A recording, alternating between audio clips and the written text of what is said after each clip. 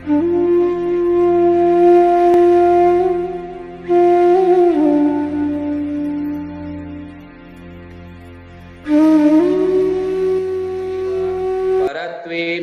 चापरम् अक्षयानन्तबोधाय तस्मै सिद्धात्मने नमः।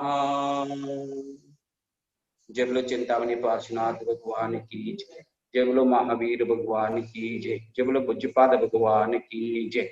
जय बोलो आचार्य दिशागर महाराज की जय। जय बोलो आचार्य महावीर कीर्ति महाराज की जय। जय बोलो मम दीक्षा गुरु तपस्वी सम्राट आचार्य श्री सन्मत सागर जी महाराज की जय। येनात्मा बुद्धितात्मैव परत्वेनैव चापरम् अक्षयानन्तबोधाय तस्मै सिद्धात्मने नमः। जय बोलो 24।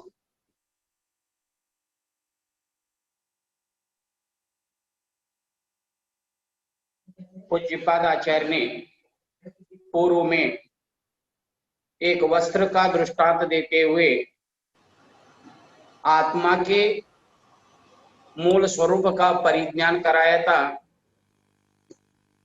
वस्त्र के पुष्ट से शरीर पुष्ट नहीं होता है, इसी तरह से शरीर की पुष्टता से आत्मा पुष्ट नहीं होता है।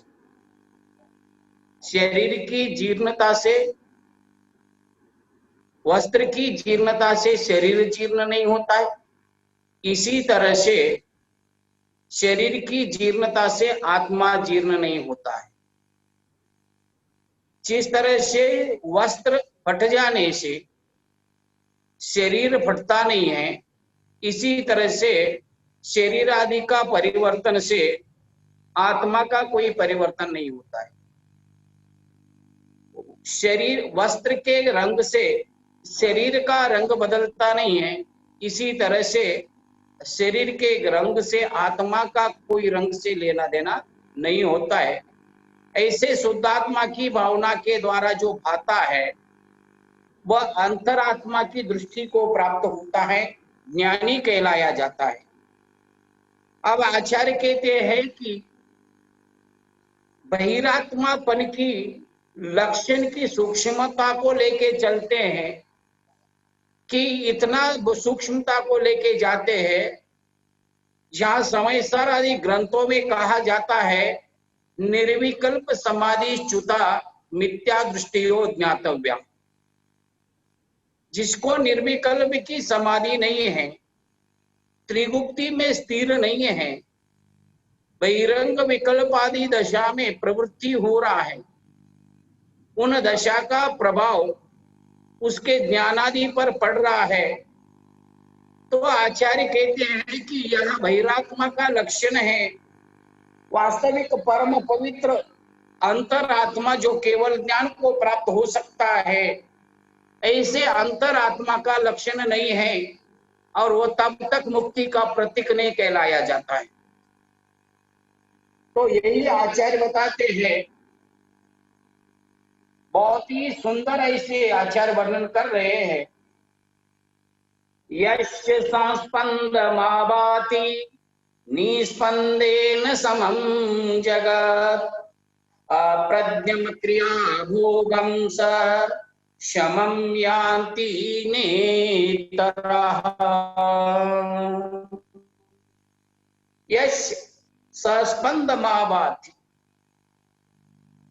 जब तक ये संसार में रहने वाले पदार्थ जो परिस्पंदन रूप अनुभव को करता है, तब तक आचार्य कहते हैं कि इसका कोई अस्तित्व की सिद्धि नहीं हो पाएगी। निस्पंदेन समम जगत, जब तक सारा जगत जड़त्व की तरह स्थिर नहीं महसूस होता है,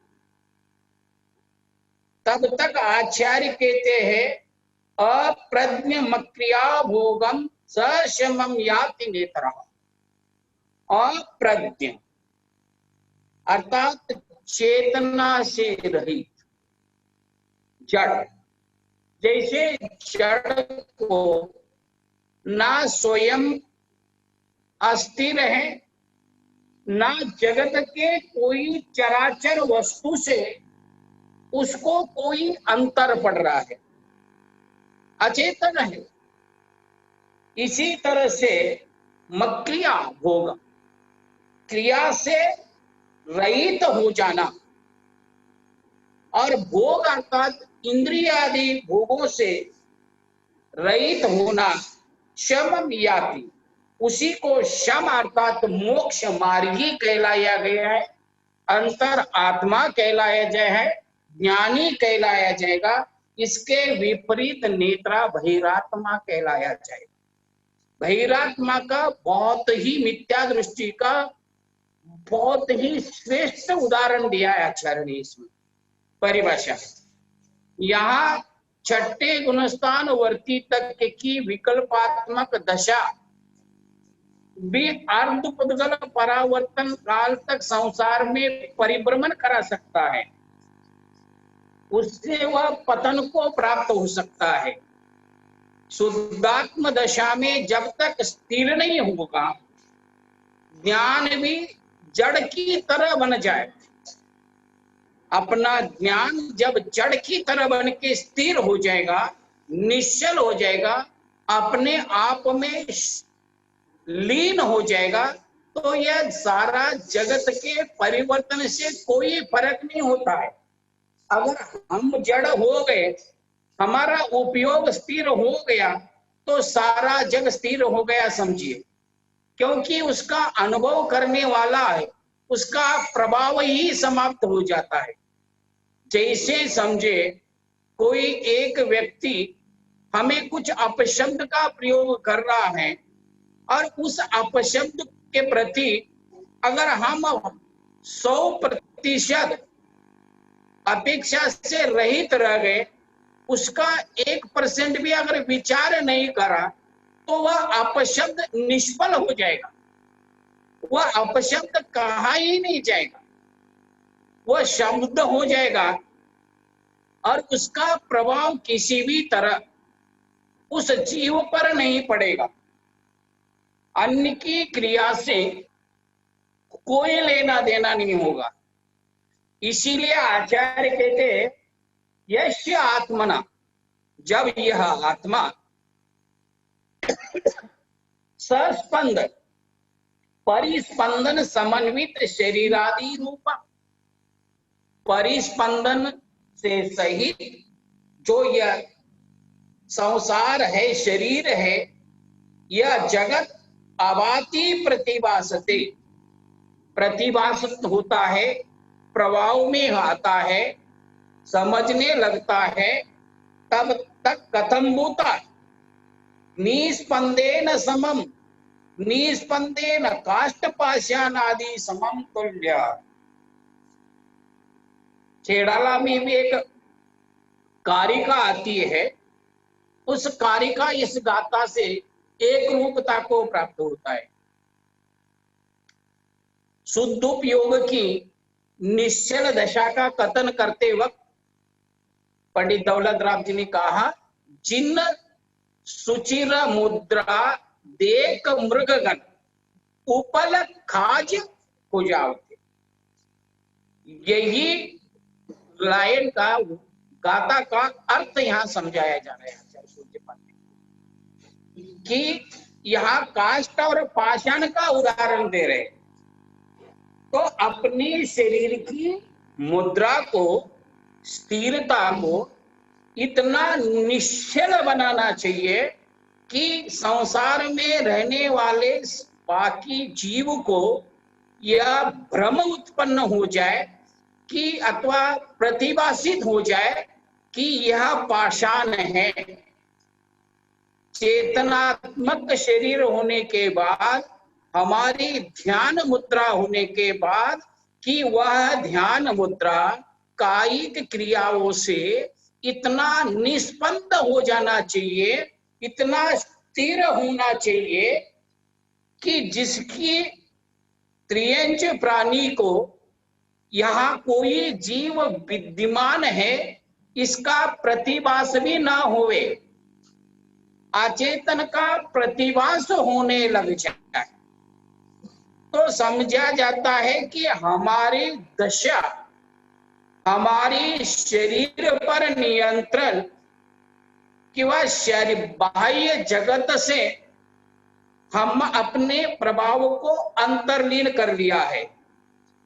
तो इसी तरह से कहते हैं वह परिस्पंदन निस्पंद हो जाना चाहिए और बाह्य व्यक्ति को काष्ठ, लकड़ी अथवा पाषाण की तरह अचल महसूस होने लग जाए।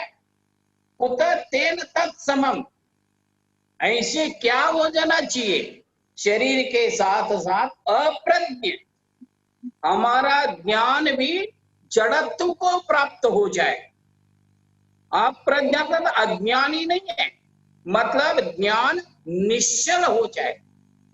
तीनों भिन्न अभिन्न अखंड शुद्ध उपयोग की निश्चल दशा कि जो ज्ञान है, ज्ञानात्मक सम्यक दर्शन है, सम्यक ज्ञान है और ज्ञानात्मक सम्यक चारित्र जो है, यह तीनों एक हो करके ऐसे स्थिर हो जाना चाहिए जो वह ज्ञान भी हमें अचेतन महसूस होने लग जाए, बाहर के व्यक्ति को जड़ महसूस होने लग जाए।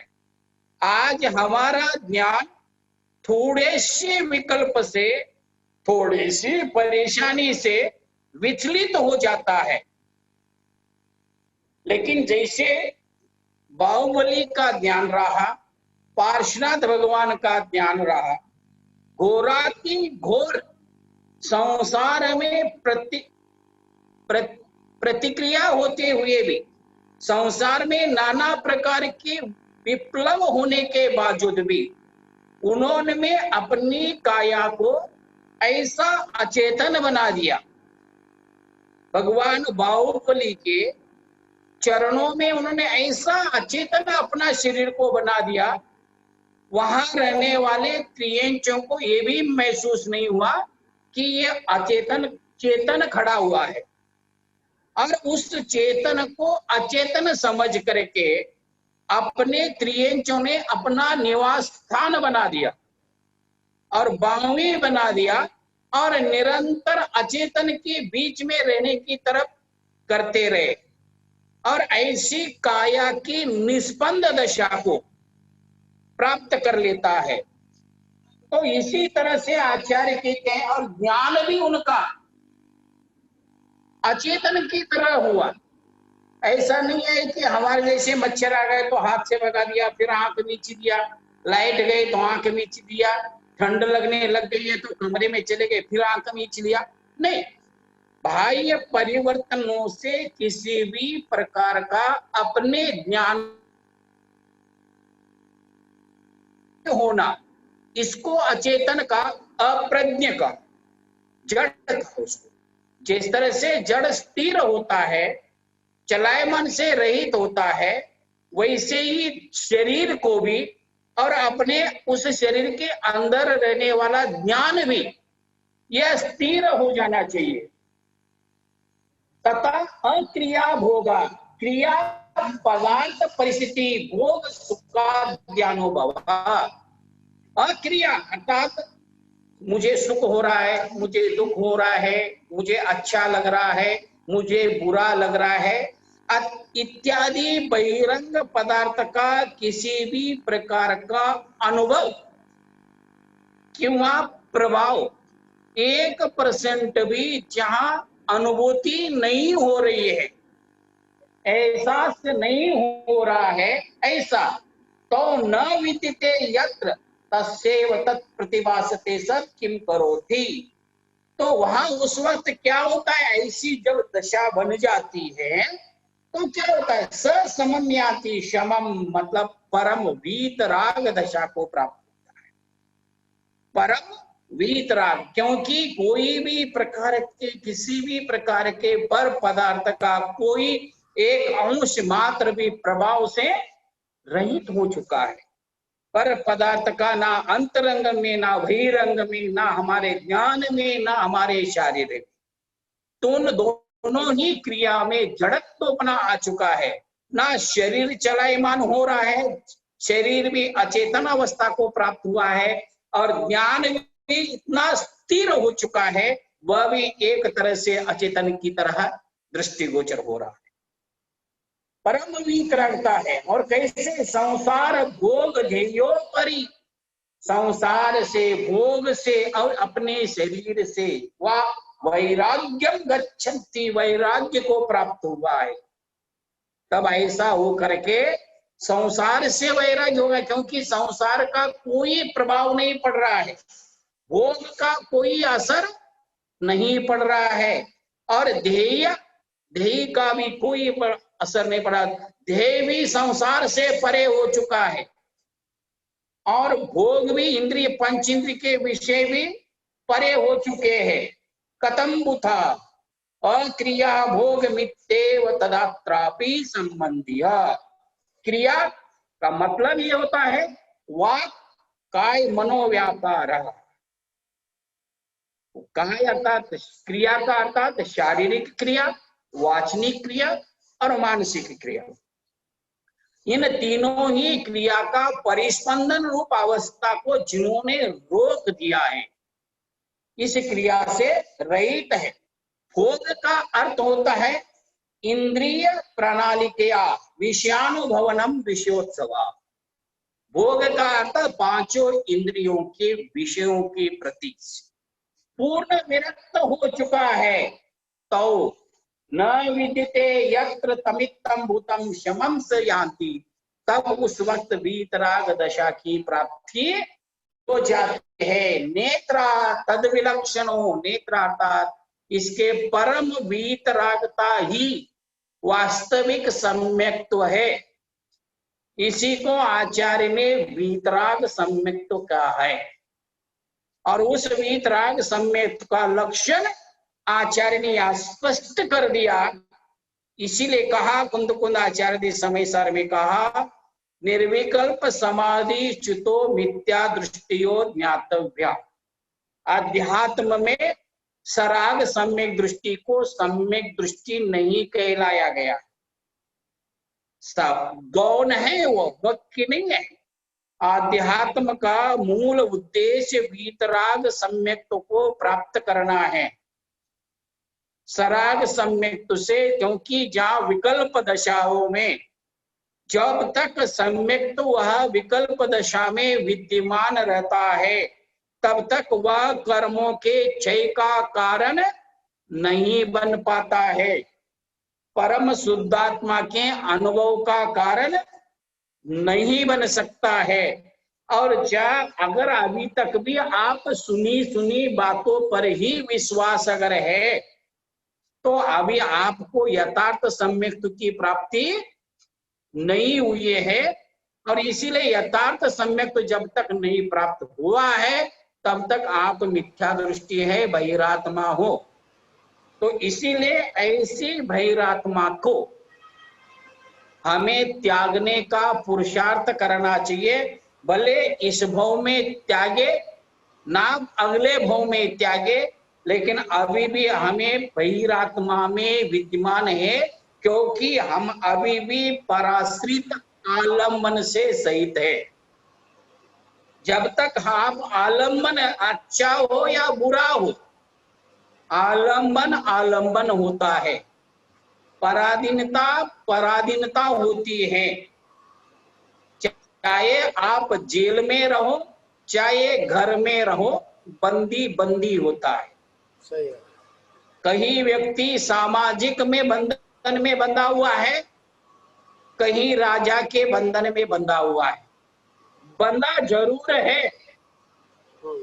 ऐसे कहा जाता है, चाहे पहाड़ के बीच में पशु बंधा रहे, चाहे वह रस्सी से बंधा रहे, बंधा तो है। सिर्फ इतना फर्क है, उसको थोड़ा सा, जैसे कहा जाता है हम स्वतंत्र है। हम कैसे स्वतंत्र है? हम अगर भारत से बाहर जाना हो तो हमें वीजा लेना पड़ता है। तो कहीं ना कहीं हम बंधन में हैं, लेकिन हम उस बंधन को बंधन समझ नहीं रहे हैं। सही बात है। जब आपको कहीं अचानक जाना पड़ेगा तब आपको महसूस होगा आपको परमिशन लेना पड़ेगा। जहां परमिशन की आवश्यकता हुई तो वहां आपका प्रतंत्रता सिद्ध हो गई। तो इसी तरह से आचार्य भी कहते हैं, चाहे आप व्यवहार विकल्प में, अच्छी में, क्रियाओं में लगे रहो। इसीलिए कुंद कुंद आचार्य ने प्रतिक्रमण को भी विश्व कुंभ का है। सही बात है। अगर हम प्रतिक्रमण में ही लगे रहे, क्रियाओं में ही लगे रहे, फिर संसार यथावत है, आश्रव हो ही रहा। जब संवर का हुआ है, आश्रव के मूल कारण जो है शरीर है, मन है, वचन है, वो उलझा हुआ है, परिस्पंदन हो ही रहा है। उन परिस्पंदन को भी रोक देने का नाम वास्तविक में अंतरात्मा कहा गया है, सम्यक दृष्टि कहलाया गया है। बात यहाँ पर बात जो बता रहे हैं बड़ी समझने वाली बात है कि ये भी आता है कि ऊपर के गुणस्थानों की अपेक्षा, ऊपर के गुणस्थानों की अपेक्षा तो नीचे के जो गुणस्थान हैं वो संसार के ही कारण है। लेकिन निचले दशा के गुणस्थानों की इनादि पिता को सिर्फ 11वें गुणस्थान तक मान सकते हैं, क्योंकि निचली दशा प्राप्त हो सकती है। अन्य गुणस्थानों में ऊपर गए तो ऊपरीतन गुणस्थान से आदस्तन गुणस्थानों में नहीं आ सकता है। जब निचली दशा प्राप्त ही नहीं होगी तो फिर उसको निचली दशा कैसे कह सकते हैं? जैसे चपक श्रेणी चढ़ने लग गया तो निचली दशा में तो आना ही नहीं है उसको, तो जब उसको आना ही नहीं है तो विकल्प उठना ही नहीं है। तो इसीलिए वास्तविक आचार्य कहते हैं, जहां हम निरंतर सारा संसार योगी बनकर भी भोगों में लिप्त है। जैसे समझे, चाहे कोई अशुद्ध भोजन करे चाहे शुद्ध करे, कर तो रहा है। सही बात है। भोजन कर रहा है। व्यवहारिक दृष्टिकोण से, नैतिक दृष्टिकोण से, प्रारंभिक दृष्टिकोण से आप सही हैं। क्या आप सही हो? लेकिन अभी आपको इतने से संतुष्ट नहीं हो सकते। जैसे समझिए, आपका संसार में अभी पदार्पण नहीं हुआ है और एक दिन में आप 200 रुपए कमा के लाते हो, वो भी बहुत हो जाता है। लेकिन संसार में पदार्पण हो गया तो फिर आपको उतने पर नहीं चल सकता है, उससे ज्यादा कमाना पड़ेगा, तब तो उसकी पूर्ति हो जाएगी। नहीं तो संसार का पदार्पण का मतलब क्या है? आपको अन्य जवाबदारी जो आई घर में, माता पिता भाई बहन पुत्र आदियों के, उसका भी तो आपको ध्यान रखना है, उस तरह अर्जित करना जरूरी है। इसी तरह से आपने सारे संसार को त्याग करके, अशुभ को त्याग करके शुभ में विकल्पात्मक दशा में आ गए। तो आप शुभ में क्यों आए? अशुभ को छोड़ा क्यों? आगे बढ़ने के लिए, आगे बढ़ने के लिए, शुद्ध में जाने के लिए। ठीक है, लेकिन शुद्ध में जाने का विकल्प ही नहीं करते हो, प्रयत्न ही नहीं करते हो। तो वह कहते हैं कि तुमने शादी क्यों करी, बच्चे क्यों पैदा किया? अगर किया है तो कमाओ, तो इसी तरह से आचार्य भी कहते हैं, पूज्यपाद आदि कहते हैं, अगर तुमने शुभ उपयोग में आ गए तो शुद्धोपयोग में जाओगे तो सही है, नहीं तो यह शुभ उपयोग भी आपको हानिकारक हो जाएगी, क्योंकि यह संसार और बढ़ा देगी ज्यादा उठा करके। इसीलिए आचार्य कहते हैं कि आपको बहिरात्मा का, जो बहिरात्मा का क्या कहते हैं, जो बहिर दृष्टि में जगत में के प्रभाव में अभी विद्यमान है, जगत का प्रभाव इस पर पड़ रहा है, अथवा जगत के प्रभाव से यह प्रभावित हो रहा है। अगर ये प्रभावित अगर हो रहा है तो बहिरात्मा, जब ये प्रभाव समाप्त हो जाएगा, इसका प्रभाव का आपको 1% भी अनुभूत नहीं होगा, इससे आप विचलित नहीं होगे, तब माना जाए कि आपकी बहिरात्म दृष्टि समाप्त हो चुकी है। अब बहिर से आपको कोई मतलब नहीं, आपको बहिरात्मा की दृष्टि अब 1% भी नहीं है, तो आप इस वक्त आप वास्तविक परम वीतराग दशा को प्राप्त होगे। नहीं तो अभी आप नाम के वीतरागी हो, वास्तविक राग कहाँ बीता है आपका? क्षण क्षण पर, पल पल पर, छोटी छोटी बातों पर इतना उद्रेक होना, 12 योजन की द्वारी को जलाने जैसा क्रोध को उत्पन्न करना, एक सामान्य अज्ञानी भी इतना गुस्सा नहीं करता है। 1-2 का मर्डर कर दे, यहाँ तो पूरी 12 योजन की द्वारिका की कितने अनर्थ हुआ। भले ही विकल्प छोटा हो चाहे बड़ा हो, परिणाम बहुत गंभीर होते हैं। सही बात है। विष का बूंद छोटा हो चाहे विष का बूंद बड़ा हो, परिणाम घातक होता है। इसी तरह से आचार्य कहते हैं विकल्प विकल्प है, उस विकल्प से दूर रहो, विकल्प का विभाजन मत करो। ये अच्छा विकल्प है इसमें चले जाएंगे, ये बुरा विकल्प है, वो बुरा ही है, चाहे कुछ भी हो।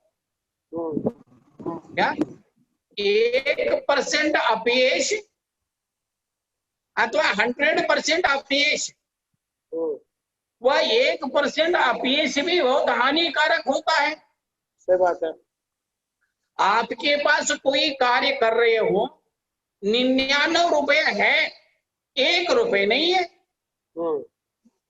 क्या जैसे समझिए आप में 1 लाख का किसी को चेक दिया है, बैंक में 99,999 रुपए है, 1 रुपए कम है, चेक पास होता है?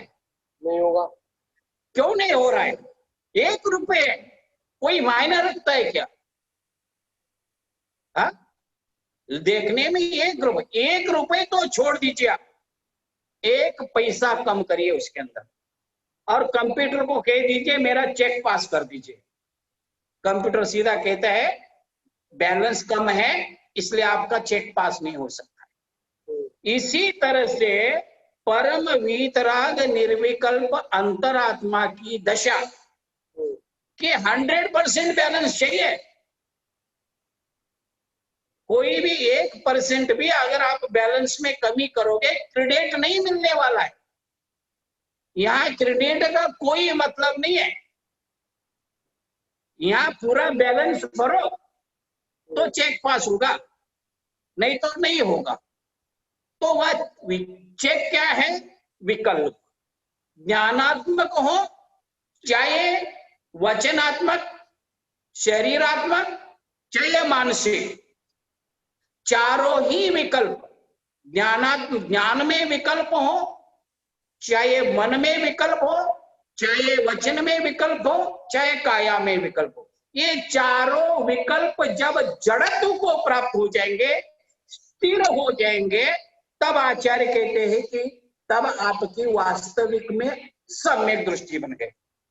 वास्तविक में अब बहिरात्मा का लक्षण तुम्हारे पास घटित नहीं होता है। इसी को कहते हैं आत्म दर्शन ही सम्यक दर्शन है। हाँ, उसी को वीतराग दशा कहलाया जाता है और उसी से मोक्ष मार्ग बनता है। इससे पहले मोक्ष मार्ग नहीं बन सकता है, मोक्ष मार्ग, क्योंकि वह मोक्ष मार्ग अर्ध पुद्गल परावर्तन तक अभी संसार की अभिवृद्धि में परिवर्तन कर सकता है। 11वें गुण स्थान से गिरा हुआ जीव अर्ध पुद्गल परावर्तन काल तक संसार में रह सकता है। इसीलिए विकल्प दशा में आना ही घातक है, क्योंकि भले ही उपशम श्रेणी में निर्विकल्प दशा प्राप्त होती है, लेकिन उस निर्विकल्प दशा से, उस परम समरसी भाव से पुनः असमरसी भाव में प्रवेश होता है। और असमरसी भाव में प्रवेश होने पर पुनः समरसी भाव में कब आ जाएगा, इसका कोई गारंटी नहीं है। तुरंत आ जाएगा अथवा नहीं आ जाएगा। हाथ से छूटा हुआ पदार्थ शीघ्र मिल ही जाएगा, ये कोई आवश्यकता नहीं है। इसीलिए हाथ में आया हुआ पदार्थ छूटे ही ना। अगर हाथ में आया हुआ चीज छूटना नहीं है तो हाथ का बंधन भी स्थिर होना चाहिए। तो ज्ञान के द्वारा आत्मा को जाना, तो वह आत्मा को जानने रूप क्रिया भी अगर स्थिर हो गई तो आत्मा हमारे हाथ में रहेगा। अगर उसमें थोड़ा सा भी परिस्पंदन हो गया तो फिर फिसल जाएगा। कोई चीज आपने पकड़ के रखा है तो आप में पकड़ स्थिर हो तो वह वस्तु आपके पास रहेगा। इसी तरह से सम्यक दर्शन स्थिर होना है, तो ज्ञान अगर विकल्प में पड़ गया तो वहां ज्ञान से निकल जाएगा। ज्ञान को फिर आत्मा का दर्शन नहीं हो पाएगा, अनंत गुणादि की प्राप्ति नहीं हो पाएगा। तो इसीलिए आचार्य ने कहा अप्रज्ञ स्थिति, इसको ही कहा अप्रज्ञ। ज्ञान को भी इतना स्थिर करो क्योंकि उसके अंदर से आया हुआ चीज विकल्प के कारण निकल ना जाए। तो इसीलिए आचार्य कहते हैं ऐसी परम रस समता परिणाम स्थिरत्व रूप चरित्र बहिरात्मा का अंतिम उत्कृष्ट चर्या जो होती है, वह इन चारों के माध्यम से आपने को पूज्यपाद ने समझाया कि अपने आप को यह ना समझो कि आपने बहुत बड़ी रत्नत्रय को धारण कर लिया। यह रत्नत्रय अभी मोक्ष का प्रशस्त मार्ग अनुसरण नहीं कर रहा है, ज्यादा मुक्ति के लिए कारण नहीं है। मुक्ति के लिए जो वास्तविक मोक्ष मार्ग है वह अभिन्न मोक्ष मार्ग चाहिए, भिन्न मोक्ष मार्ग नहीं चाहिए, भिन्न सम्यक दर्शन नहीं चाहिए, अभिन्न सम्यक दर्शन चाहिए। उस सम्यक दर्शन में सम्यक ज्ञान और सम्यक चारित्र मिलकर के एक जो होता है, वास्तविक में वही सम्यक दर्शन है। अन्यथा वह सम्यक दर्शन है, क्योंकि उसके बिना अनुभव में आने वाला नहीं है। और अनुभव जन्य ज्ञान जो होता है वह परम शक्तिशाली होता है, वह कार्यकारी होता है और कार्य की सिद्धि के लिए सहायक होता है। अन्यथा अनुभवहीन, साक्षात अनुभवहीन ज्ञान जो होता है, आचरण जो होता है, उसमें स्थिरता नहीं होती है, विचलितपना होती है, विकल्प ज्यादा जल्दी उत्पन्न होता है। और विकल्प से परे होना है तो हमें उसको साक्षात देखना जरूरी है।